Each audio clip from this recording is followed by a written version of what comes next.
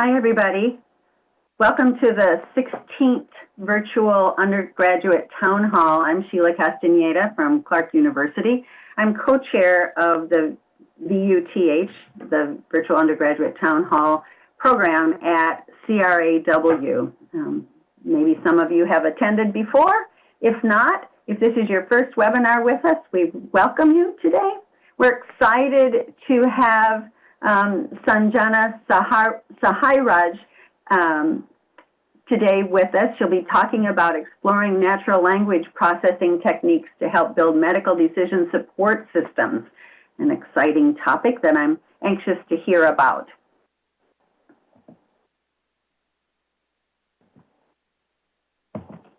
I'm trying to advance the slide, Earl, and it doesn't, oh, there we go.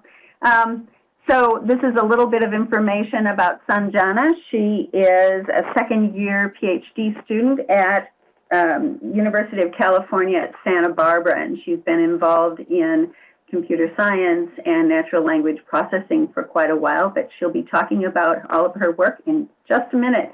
Sanjana, we're excited to hear about your project and about your research, so I'm going to turn it over to you.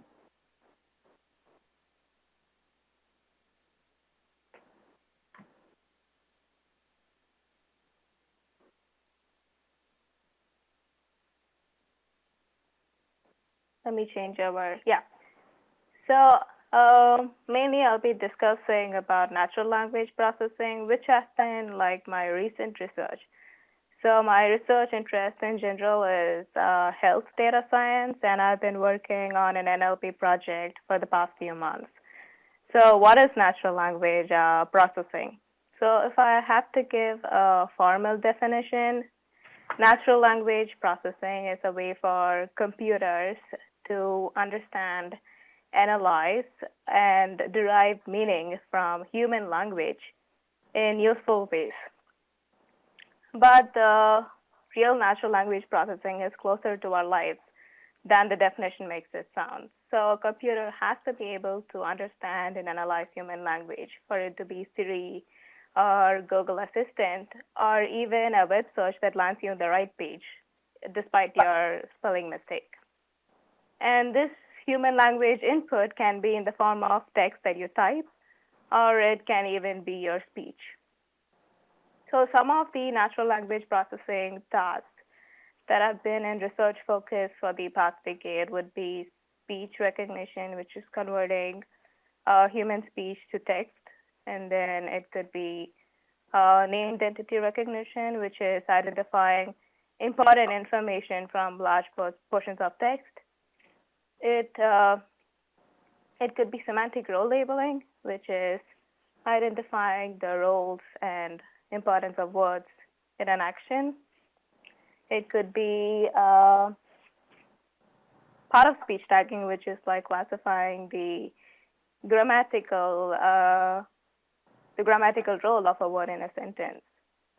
And then information extraction, which actually uses a combination of some of the previous tasks that I mentioned.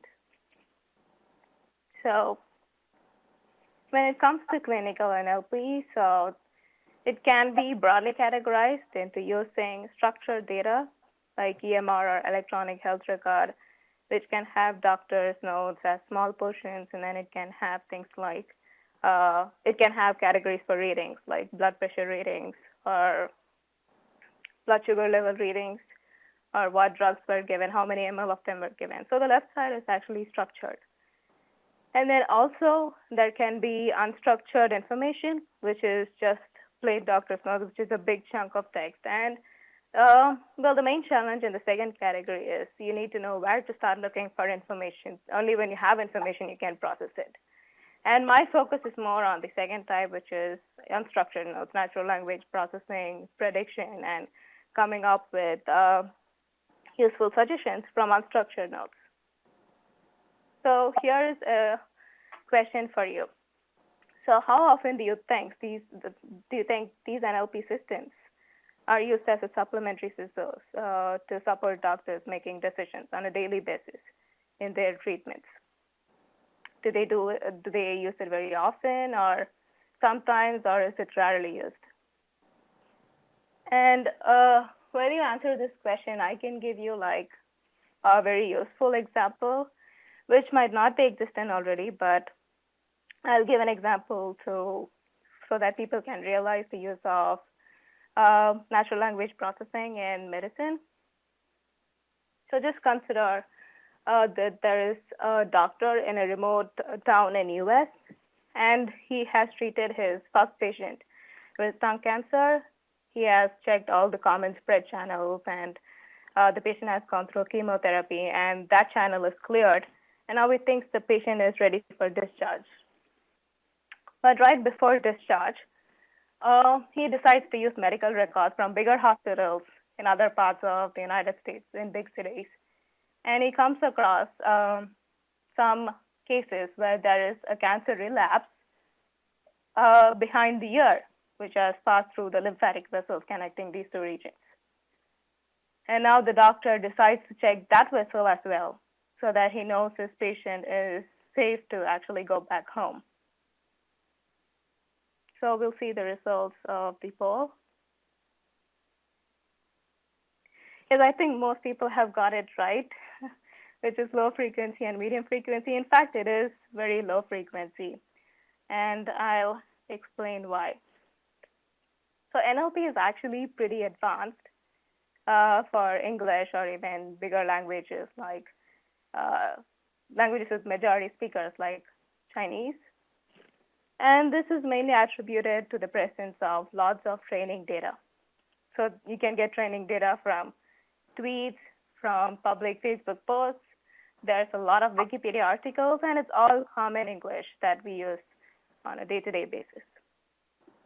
And also, this data has been around for such a long time that they've been labeled. And it's also very clean data, which means there's a clean input, and then there's a very clear label to it. And also, this has been verified either by experts or even by non-experts through crowdsourcing. I mean, if it's just general English, you really don't need experts. And also, there is not any ethical issues with accessing like public posts or tweets or Wikipedia articles because they're already openly available. And also, performing NLP on these kind of data can be seen as profitable by many companies. So, for example, let's consider that there is a tweet about a jacket worn by a celebrity who is looked at as a role model, right? And if they say things that are nice about the jacket, like, this was very cool, it had a very cool message on it, then probably companies can use that data and leverage that data to increase the production or even increase the price of the jacket. On the other hand, if it's a jacket worn by a person who is in general looked down upon and it has a very bad, sketchy message, then it is advisable for the company to maybe pause its production for a while. But when it comes to clinical NLP, first of all, there's very less data. So around the world, in many places, they're still handwritten, or even if they're electronic, even if they're like printed out and given to the principal, doctor, or the patient, like maintaining them in the database over time is pretty rare. And then there's ethical issues with accessing it because you're not supposed to know who has diabetes or who had a big scar somewhere. And there's also ethical issues with regards to publishing it in general. Even if you're generalizing it as this category of people have these problems, there's still like some ethical issues with spreading that information all over. And also they're not labeled. So they're not maintained well, and then they're not labeled. Those both go hand in hand. And again, you cannot just use Mechanical Turk or crowdsourcing. It needs expert knowledge, specifically from doctors, for verifying even the labels that have been given already. And also there's not much profit in you, but that's slowly changing because earlier people did not see that healthcare can be an area of monetization, but it's slowly beginning to become one, and NLP will be a big part of it. But there's got to be like some current research for natural language processing on medicine, right? So this is a slide borrowed from UCSF's presentation. It's the set of currently available systems, and these are mostly rule-based. So when I say rule-based, they are based on regular expressions, and I'm sure you all know what regular expressions are. It tries to specify a pattern, and it goes through portions of text trying to match that pattern. So the problem with this is, first of all, it's time-consuming to come up with all patterns. And even if you come up with all inclusive patterns, there might be a mismatch, or a portion of text might not be picked up if there's a spelling mistake, or like people writing the discharge summaries or doctor's notes or pathological reports might not follow that pattern all the time. So suppose the pattern you specify says X followed by a set of words followed by Y, where X is a disease name and Y is a drug name. Some people might write it as Y followed by a set of words followed by X, and it might not be picked up. And this is like a very simple example. In reality, the regular expressions would be much more complex, and the more complex they become, the more specific they are, and a lot of sentences go unnoticed, and a lot of information is lost. So when we say that Siri and Google Assistant and other NLP systems are pretty advanced, it's mainly because they've advanced their underlying algorithm to be machine learning and deep learning in general. And that's what we have to focus on too. We have to focus on developing deep learning methods and coming up with new embedding techniques, which I will explain pretty soon. So we all know that machine learning is better than rule-based systems in general. But how is deep learning better than machine learning? So when you look at machine learning models, the underlying mathematical formulations do not offer much flexibility in the way of representing inputs to output or mapping the inputs to outputs. It has a rigid structure or rigid formulation, and if your data fits it well, then you get good predictions, otherwise you don't. But with deep learning, it has a lot of flexibility in learning the mapping according to your data. It is because it learns and corrects itself and relearns until it gets the right representation. And even then, you do not have to do it on the whole set of data. You can like take different overlapping subsets of the data and keep repeating this process until you get an average and accurate representation of your input, of your output in terms of your input. So what are the applications that you can see coming up with the use of deep learning? So the first thing is to answer questions, which is what I'm currently working on. It can also be considered as information extraction because it's extracting information regarding a disease.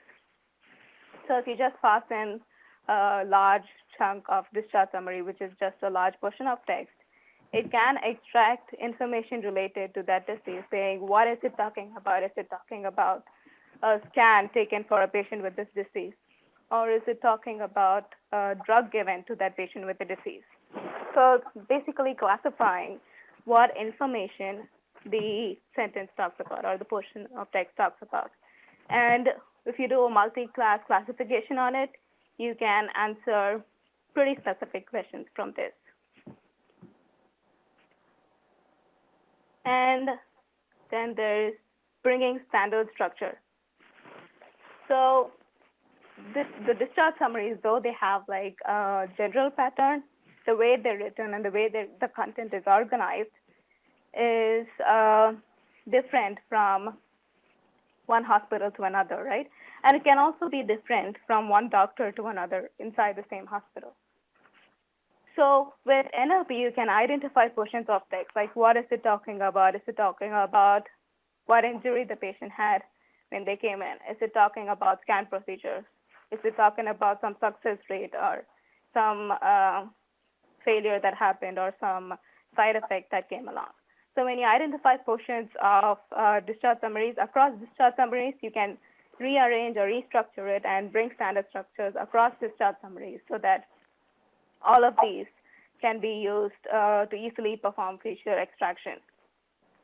And then there's discharge summary to EMR. So I previously showed a picture of EMR, which was structured data. So you can extract like little pieces of information, like the drug and its dosage, blood pressure and its value, and you can take the whole discharge summary and put it into an electronic medical record.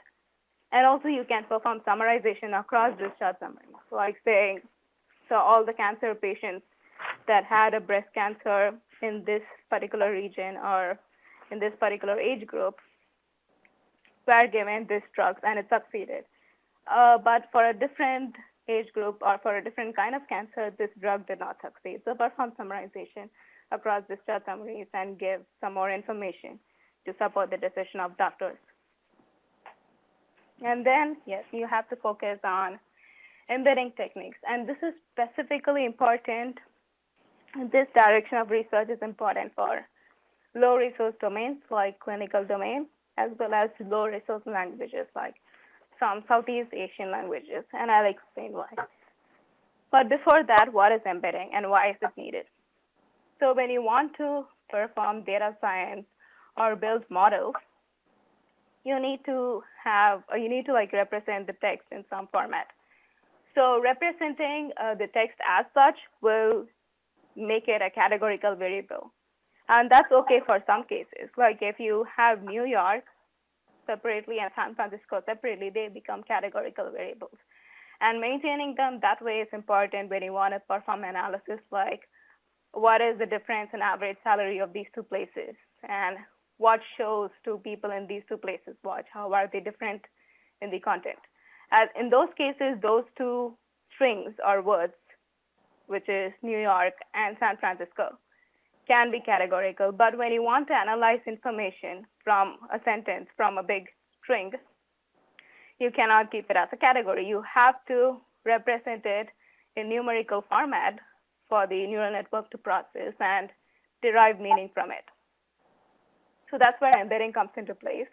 And on the screen is a very simple example in a two-dimensional space, but that's not realistic at all. In general, embeddings go in 300 to 500 dimensions. So the two-dimension is just for illustration purpose, and you can see that there are the similar words with similar numerical values, XY values, are clubbed together. And how are they given similar values? It's because they occur together in literature. So when you look at Wikipedia articles or tweets, these words are bound together. Even when you look at shopping trends, people would shop them together, right? But when it comes to medical text, they are hardly found in literature. And what happens when you just use word embeddings for them, which is give values for words and use already present libraries, is that none of these medical terms are seen already. So they're all going to be classified as unknown. So headache and arm fracture will have the same value, can have the same value even though they're very different. And there are several techniques of dealing with this by like building your own vocabulary and getting word embeddings out of it, or giving character embeddings, which is what the second picture shows. That is, map characters to vector space and have like to consider 3 characters at once, and then produce a set of features that can be passed to the algorithm then. And we can actually do better than just character embedding, which is to include the synonyms as well. So if it's just a character embedding, it would probably pick up the similarity between headache and stomachache but then it would not be able to pick up the similarity between ache and pain, right? So for these cases, you will also have to include medical synonyms. And this is called hybrid embedding because you're using the character portion of it, the character features, as well as synonym and word features together. But it's not as simple as just concatenating both of them because you have to make sure they're normalized without loss of information. If you do not normalize them, then the algorithm will never converge. And if you normalize too much, there might be loss of detail. And then again, the classification will be difficult. And then there's non-Euclidean embeddings, which comes from the idea that distance is not the only metric you can use to classify or group or cluster words. You can also use things like angle and direction. And so you do not have to like constrain yourself to vector space. You can also go to non-Euclidean spaces like spherical spaces and hyperbolic spaces.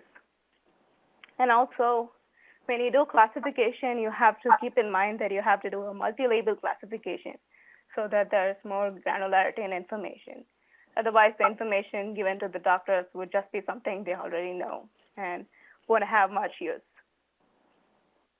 And one other application is to generate training data. So once you have information in a good format and you know how to classify it, you can use this to generate synthetic data. And since the discharge summaries being present in electronic format and being available openly because of ethical issues can be solved when you generate synthetic data because it's not mapped to any real person. And also you can use this to train sophisticated algorithms and then apply it to real world situations. And as always, don't just ignore rule-based methods altogether because rule-based methods are important to add more clarity to what your algorithm does. So yeah. Wow, that was really, really interesting, Sanjana. Thank you. Thanks, Sheila. I had a couple questions as we were going along, so I thought I'd throw them in here.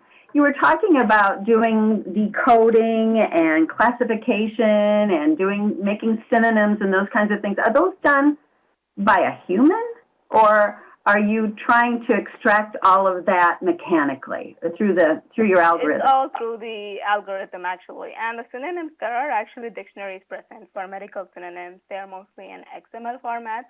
Mm-hmm. And you also need some clever algorithms to just extract the information that you need. Mm-hmm. And then also, like I said, you need to bring all of them to the same scale, like the character embedding you have and the synonyms you have, so that the algorithm can converge. And at the same time, you should not normalize it in such a way that all the data points have the same set of values. Then the classification would be erroneous. Mm-hmm.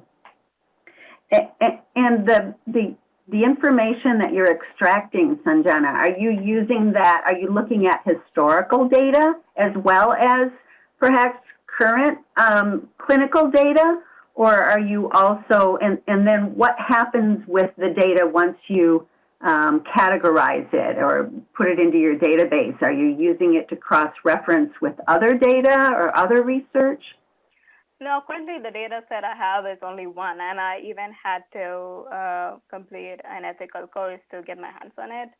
So it's only that data, and once I make the predictions, I'm not releasing the predictions that I was able to come up with. I'm just using it to, reinforce what I already have, and I cannot release it unless I have the approval of the people from whom I have the data.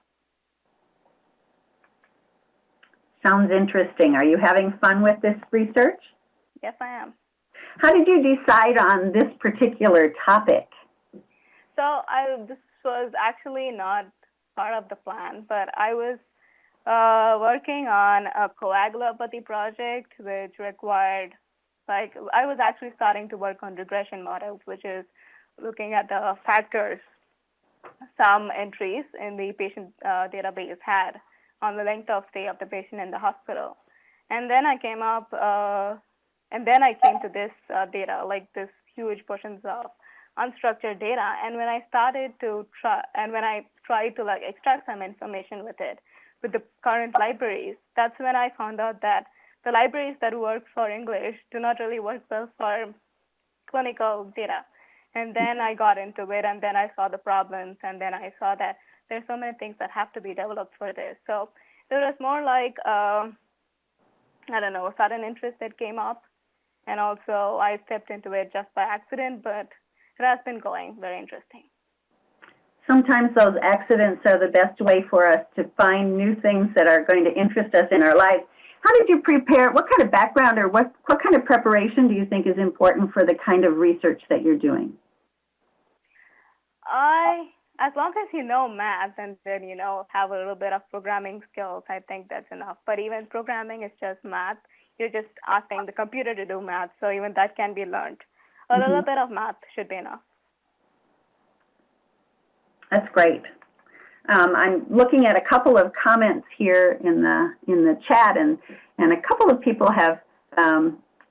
Some people have not ever worked with NLP before, and others have. So it's a good topic for us to explore today.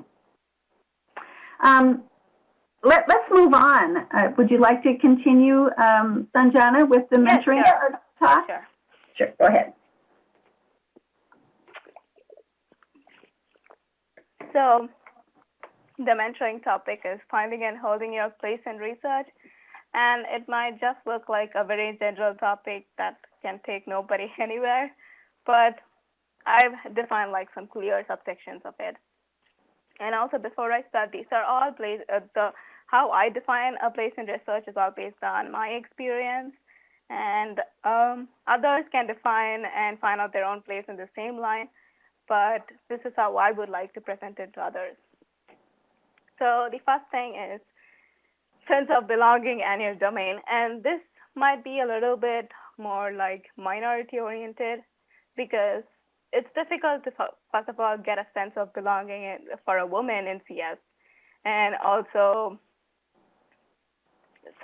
it's mainly because there are several stereotypes. It's not that people around them are really bad people or anything. It's just that there are stereotypes set in place, which makes it a little hard for people who don't fall into it to actually shine. So I'll give an example of what happened when I was an undergrad. So from my place, like in high school, you have the option to study computer science and programming while in your 11th and 12th grade as well. But I didn't choose that. I just chose like biology and math. And then when it was time to pick up a college, I picked a CS. I picked a CS domain. But most of my other classmates were all like they had programming experience. They already had so much coding experience in most of the hottest programming languages at that time, and they also had nicknames based on those languages. So, and these were mostly boys, and so when it comes to the exams and the scores, I did struggle with the programming in the beginning, like. Even if I can think of logic, I would never really know how to like present it in the right format in the form of a program. So I did struggle, but then I managed to get the first rank in my first semester. So here the scores are out of 100. So you get scores out of 100, and then the scores across subjects are used to calculate your CGPA, and that again is on a 10 scale. And with more, now there's more granularity on a 10 scale, and it's easier to, rank people. So there was a ranking system in place, and I got a first word in that. But the general reception of people was that she is a girl. So that initially means, girls are not supposed to be very good with CS and programming. They're only supposed to be pretty and dumb and look at guys programming and say, you're so smart. So that was the surprise number one for others, or the stereotype number one. And the next thing was that I came from a biology and math background. I was not used to programming, so how could I do it?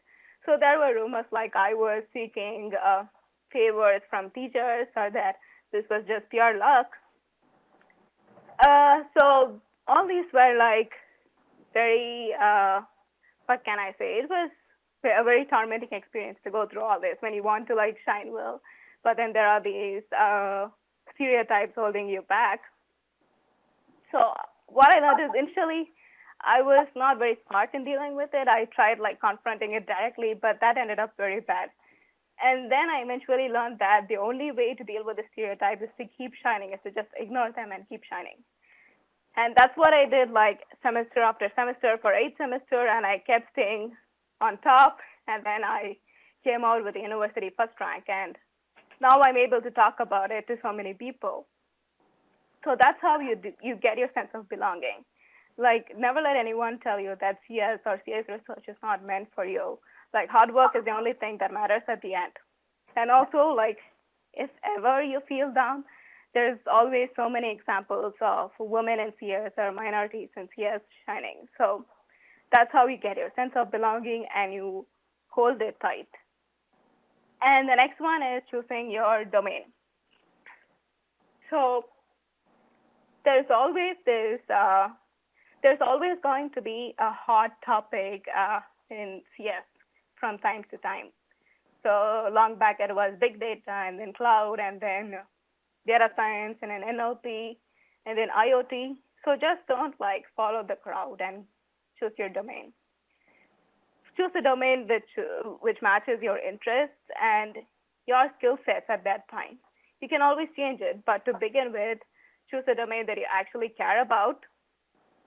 And chances are when you join a college, there might not be many professors who are also interested in the same domain or whose area the domain is. But if it interests you, pick that, and you can always reach out to like people outside through conferences, or you can have either through conferences or LinkedIn, or there are so many ways to keep working in your domain, but don't give up your interest for how the world works at that point of time. And then next one is sense of contribution and method. So this might be, again, very domain specific, but I'm sure you can map it to like what you're working on. So consider like in data science, you're working on a big project, and there might be some people who work on data collection and data cleansing. And then there might be some other people who work on data storage and maintenance, whether it's local or on a Hadoop cluster. And then there are some other people whose role is to do data analysis and build models. Now, you get your sense of contribution by, first of all, deciding which portion interests you the most, and also being able to perform that portion of the task or that portion of the pipeline, irrespective of how your input is or how your resources are from the other parts. So if you're doing data analysis, make sure to be able to include a step that checks that sanity checks for data consistency. Like if there's a not available, when there's not supposed to be a not available NA value, make sure to check it and then continue. It might have been a schema mismatch, some error somewhere, but make sure you handle it and that you perform your task very well and foolproof. And doing it perfectly is what gives you the sense of contribution. And always ask to be placed in that kind of role in a project. It might not always end in a success, but make sure to ask to be placed in the same role over and over again so that you can become an expert in it. And when it comes to the methods of contribution, it can either be that you are one person that spends more time on planning and a little time on implementation, or just gets right to the implementation and iteratively refines it. So either way, like you do not have to change your methods for others. And the thing about about learning methods is that don't just learn it for your expertise. You have to be an expert in the role that you choose in your project, but also make sure to learn a little bit of the others. And when I initially like listed out the set of roles, you must have like observed like a serial dependency, right? And this goes both ways. So if you're in the analysis step, you cannot continue unless the person has extracted the data and stored the data in the right schema. And also, if the person in the data collection stage has found out a new data set which has much less noise than the previous version, or if the person maintaining the data has to make a small schema change to include a new important feature, then the experiment and the analysis has to be performed again so that you can publish a better version of the paper. So again, there's the serial dependency. And the thing that I've noticed in academia research so far is that people are not always around. And that's because they have their own milestones, right? Some people have a candidacy exam to take. Some people are taking courses. The course exam is coming up, or they might be preparing for their defense, or they might have a more important paper where they're the first author. So in such cases, to maintain the timeline and to get your findings out, make sure to learn a little bit of the other roles too, so that you can get the project up and running and finish it on time. And also, if you feel that you made more contribution than the others, make sure to like speak it out. It might be a little embarrassing in the beginning to actually go claim that, but make sure to come past that and claim it, because if you've done so much work, if you've contributed so much, you deserve the recognition for it. Individuality, strengths, and recognition. Now, when I talk about individuality, it's not just about your technical individuality, it's about your personal traits. Are you the person who's always on time? Are you the person who your teammates can rely on, depend on? And are you the person that keeps up to their words? If you promise that you'll get something done, and if you keep up by your words, do you finish it on time no matter what it takes? So be that person that is, that people speak about, saying she always keeps up to her word. She does what she says. He or she. And then strengths are what are needed for you to survive in research, like writing and clarity in speech, and then your ability to convince others of your idea. And these are things that you develop over time. Even I don't have all of them already, but things like these are very important to have if you want to do research over a long period of time. And then recognition, this takes a lot of years to come. And I believe that recognition comes only when you really care about your research and you don't just do it because it's a hot topic, right? If it's a hot topic, everyone's going to dive into it at the same time. Everyone's going to publish like 10 papers a year, and then eventually no one's recognized for it. But if it's something you really care about, you'll be known for doing like groundbreaking research on it over so many years. And also, I want to tell that recognition is not just about your technical work. It can also be about how you contribute back to the community. Are you like helping other underprivileged people? Are you making efforts for them? Are you encouraging them to come in and do this work, and so on? But also, this is one thing that my advisor taught me, it's that women tend to do more of this work, do more of the work that is outside the technical portion, which is to encourage people or to conduct diversity events and so on. And mostly when it comes to your annual progress or some check like that, they're not considered. Those factors are usually just let out because they don't generate any monetary value. So make sure to not spend too much of your time. Make sure that you're not the only person in your organization who's doing this kind of work. And also, what is diversity and inclusion without including everyone in the activity, right? Encourage other people in your campus or your workplace to take part in such events. Let all of us take an effort to it. You don't have to be the only person, because these things are important to do. You cannot just not do it, because that's just like very detrimental, and that's not you. but you can do it by including others in it. So that's how we work towards your recognition. And this is just like a very general topic because currently I'm doing a research internship at the industry, and I wanted to just share how I feel I behave in both the places.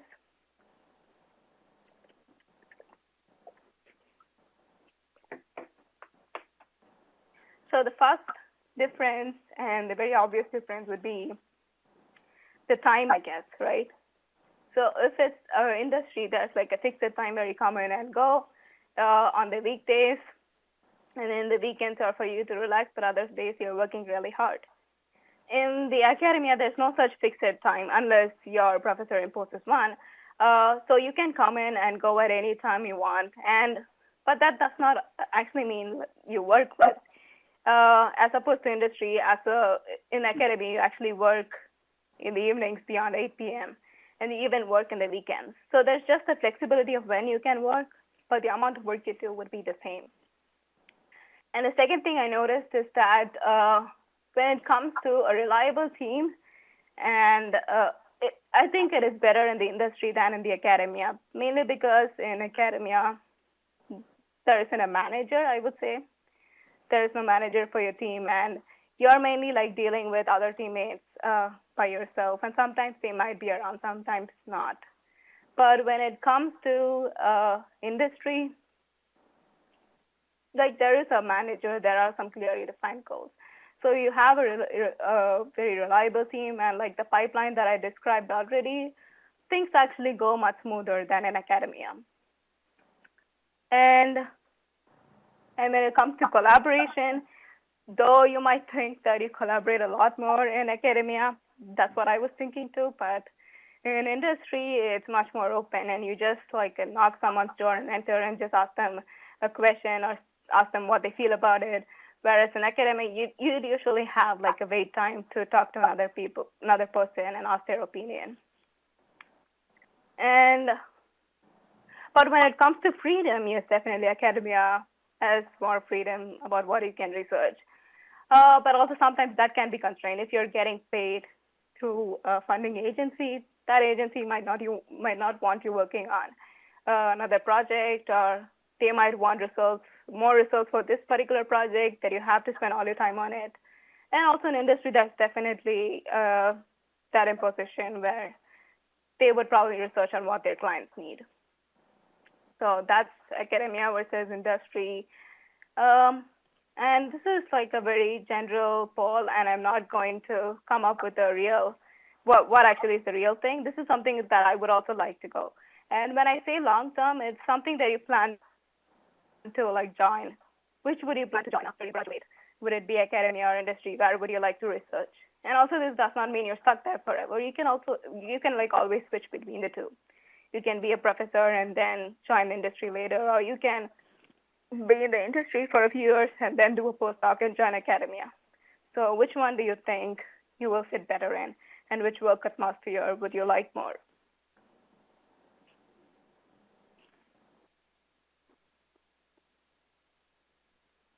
So I currently feel like the industry is better because I'm getting like feedback constantly, and like the places that I thought I was doing good, I realized that I'm not actually that good and I need a lot of improvement. Whereas in academia, I got feedback just once in a while. And also I feel like the resources in industry are much higher. Like when I say that there is a version error with my Hadoop, they immediately give me a source on the cluster, like within half a day, which might not have happened in academia. So can we see the poll results? Industry, so it's 100% industry. All right, that's great. So yes, we're open to questions. Sanjana, you gave us some great advice, great insight into how you accomplished so much. You seem so accomplished. You mentioned your internship. Can you just quickly tell us where you're doing your research internship this summer and what you're doing? So it's with IBM Research, and it's along the same line of NLP applied to low resource settings. So the thing is, I would like to mention is that I was actually thinking of dropping the medical NLP topic, mainly because I was having a hard time finding collaborators, and also having a hard time like getting the whole pipeline set up, because there's so much things missing, like data is missing, data is inconsistent, and then there's not many libraries supporting it. But then I'm very glad that I held on to this, because it's the same interest that landed me in a great internship. And I cannot tell how much I'm learning every day in it, like much more than I've learned back at school. That's great. Thanks for doing that. And one more quick question. It sounds like you've accomplished a lot. So you've learned all kinds of things about how to do research, about how to do publishing, how to work with other people. Did you find some good mentors along the way that you can contribute, that helped you to achieve how you've gotten this far? So I do not have any official mentors yet, but there have been several people that I've sought out advice from, whether it was people from my undergrad college. So there was, so I primarily worked with Shamona Jacob there in undergrad. She was the one who gave me the initial push towards research, and then there was our head of department there who really encouraged me after I came here. And my advisor has been very encouraging, and she's also pretty open about saying, she's very frank about saying things that I'm doing wrong. So that has been very helpful. And also I've contacted some of the people some contacts that I obtained through internships back in India, and they are professors working there. So I contact them every now and then, asking them about advice about, like, I've asked them things like, students usually don't want to learn in officers. They just want to get the answer and just leave. So how do you deal with such situations? So I ask them questions like that. So I don't have official mentors, but there have been several people that I seek advice from, and I've offered great advice. That's great. You've given us a lot to think about today, Sanjana. I want to thank you very, very much. Earl, if you could turn the screen back to me, and I'm going to walk through the next couple of slides, and then we're going to have our question and answer. And so Sanjana will hang on here in a few minutes, and we will do our question and answer.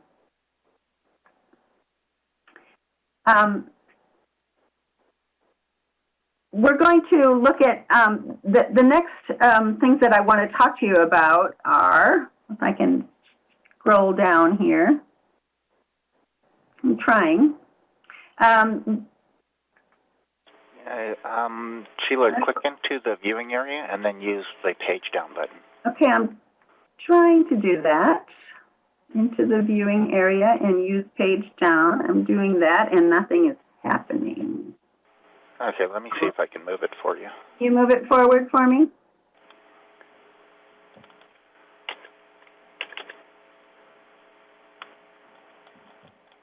That is the last slide. That's the last one? Yep.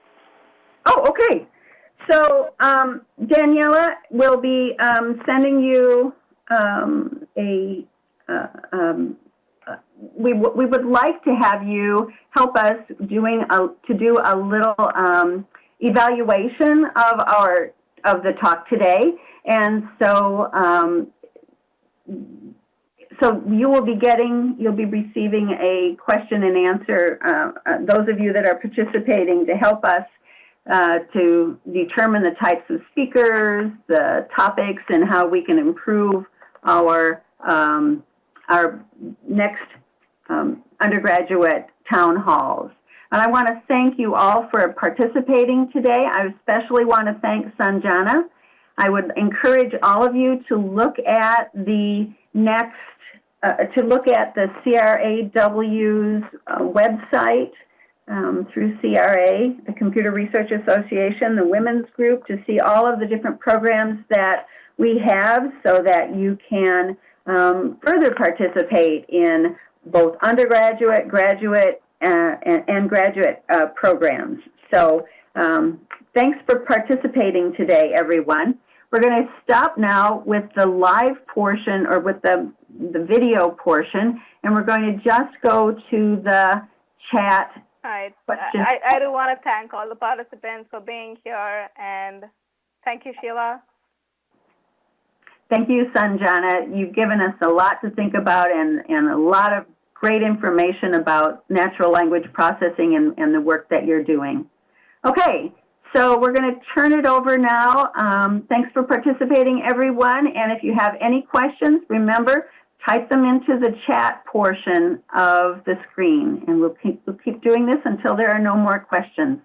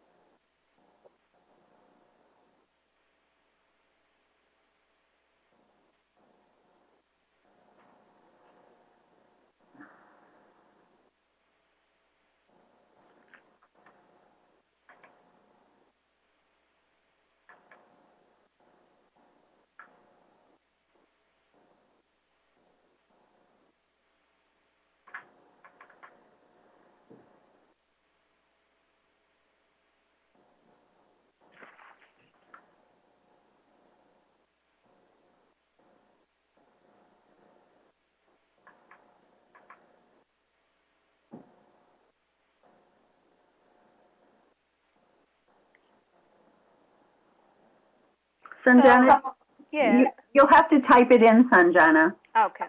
Into the chat part.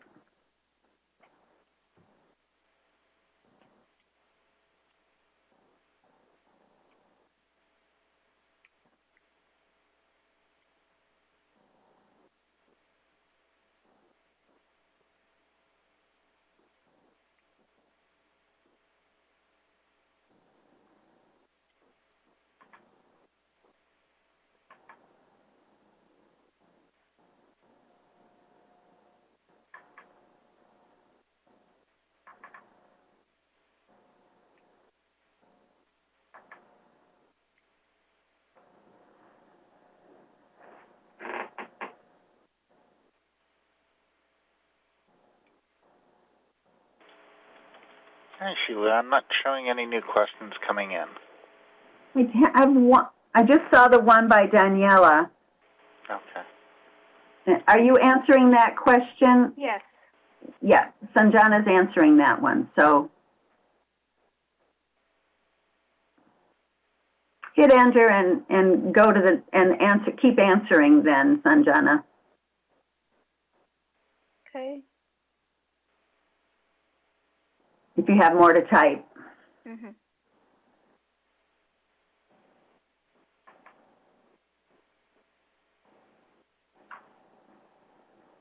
I think we could probably give the notice that we're going to close down the chat.